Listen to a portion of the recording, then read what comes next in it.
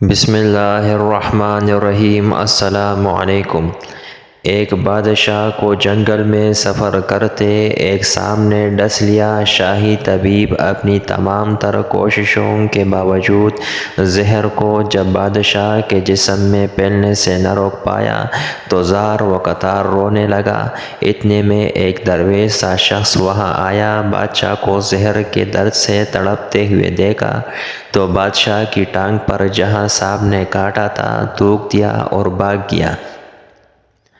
بادشاہ کے سارے ساتھی بادشاہ کی فکر میں تھے، اس لیے دیوانے کی اس حرکت پر کوئی بھی درویش کے پیچھے اسے گرفتار کرنے نہ گیا۔ شاہی طبیب نے تھوک صاف کرنے کے لیے ایک رومال پکڑا اور بادشاہ کی زہر سے نیلی ہوئی ٹانگ پر سے تھوک صاف کرنے لگا، مگر پھر حیران ہوتے ہوئے رک گیا۔ اس نے انگلی سے تھوک کو سانپ کے ڈسے پر اچھی طرح مل دیا، جس سے فوراً ہی زہر کا اثر زائل ہو گیا۔ بادشاہ ہوش میں آئے اور جب انہیں درویش کے تھوک کے قصے کا پتہ چلا تو بادشاہ نے فوراً حکم دیا کہ اس درویش کو فوراً ڈھونڈ کر حاضر کیا جائے۔ سپاہی چاروں طرف پھیل گئے اور تھوڑی ہی دیر میں درویش کو ایک درخت کے نیچے جا لیا اور پکڑ کر بادشاہ کے سامنے پیش کر دیا۔ بادشاہ نے ادب سے درویش سے کہا، ہم گنہگاروں کی آنکھ آپ کو پہچان نہ سکی، جس کے لیے میں معذرت چاہتا ہوں۔ آپ سے درخواست کرتا ہوں کہ میری طرف سے یہ قیمتی پوشاک اور عربی گھوڑا قبول کیجیے۔ درویش نے مسکرا کر بادشاہ کی طرف دیکھا اور بولا، یہ گھوڑا اور پوشاک بہت قیمتی ہے، میں یہ پوشاک پہن کر اس گھوڑے کے لیے گھاس کاٹوں گا تو اچھا نہیں لگوں گا۔ بادشاہ نے کہا، آپ فکر نہ کریں، گھوڑے کے ساتھ خدمتگار بھی دیے جائیں گے۔ درویش بولا، اتنی قیمتی پوشاک، قیمتی گھوڑے اور خادموں کے ساتھ میں رہوں گا کہاں؟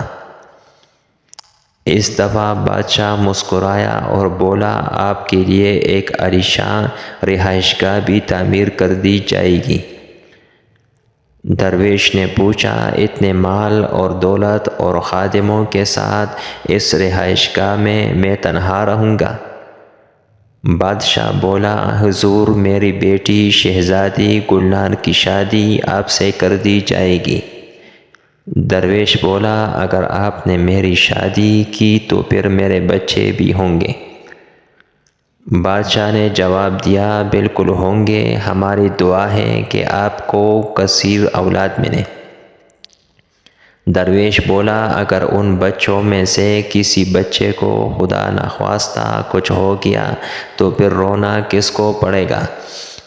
بادشاہ نے جواب دیا، حضور، اگر خدا نخواستہ ایسا ہوا تو رونا تو پھر آپ کو ہی پڑے گا۔ درویش مسکرا کر بولا، اگر یہ سارا کچھ لے کر مجھے رونا ہی پڑے گا تو بادشاہ سلامت، آپ اپنا گھوڑا اور قیمتی لباس واپس لے لیں، میں اپنی درویشی میں خوش ہوں۔ دل اسی سے لگاؤ جس نے دل بنایا ہے، دنیا سے لگاؤ گے تو آنسو ہی ملیں گے۔